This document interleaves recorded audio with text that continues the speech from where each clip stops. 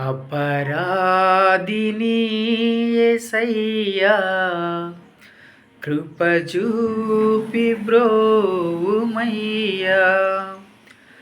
అపరాధిని యేసయ్యా కృప చూపి బ్రోవుమయ్యా.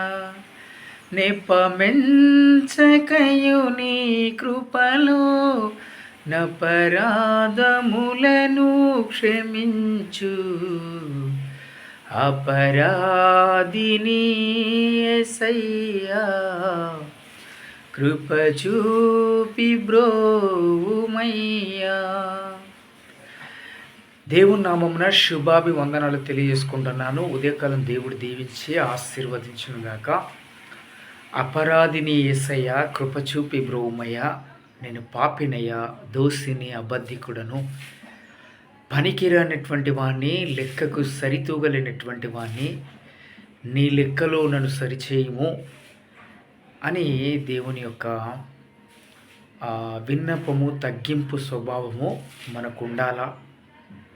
నేను చేసిన తప్పులకు నువ్వు లెక్కగట్టకయ్యా, నీ లెక్కలో నన్ను ఉంచు అని చెప్పేసి మనము దేవుని దగ్గర మొరపెట్టాల.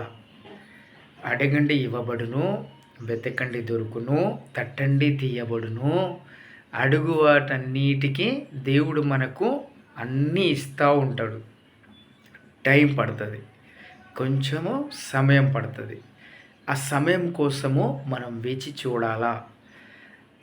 చాలామంది తొందరపడిపోతుంటారు. అయిపోయింది, ఇంకా లైఫ్ అయిపోయింది, జీవితం అయిపోయింది, ఇంకా నా లైఫ్ ఇంతే, నా జీవితం ఇంతే అని ఆలోచించేటువంటి వాళ్ళు చాలామంది ఉంటారు.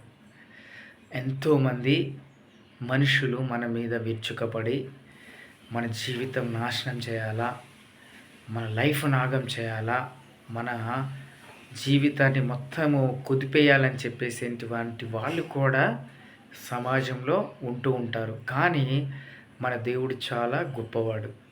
మన దేవుణ్ణి అంటి పెట్టుకొని మనం ఉండాల. ఎప్పుడు కూడా బాధపడకూడదు, నీరసంగా ఉండకూడదు.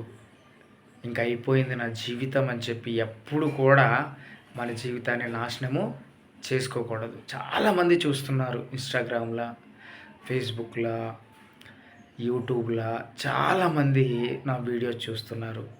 అందరికీ నేను మనసు పూర్తిగా చెప్పేటువంటి మాటలు ఏంటంటే, మనం దేవుణ్ణి అంటి పెట్టుకొని ఉండాలి. మనుషులు మనకి విరోధంగా, ఎలా అంటే డబ్బుంటే ప్రేమిస్తారు, ధనం ఉంటే ప్రేమిస్తారు, ఆస్తులుంటే ప్రేమిస్తారు. ఈ ప్రపంచంలో ఏమి లేకున్నా ప్రేమించేది ఒకటి దేవుడు మాత్రమే. కాబట్టి మన దేవుణ్ణి అంటి పెట్టుకొని ఉండాలి. అపరాధిని యేసయ్యా కృప చూపి బ్రోవుమయ్యా. అపరాధిని యేసయ్యా కృప చూపి బ్రోవుమయ్యా.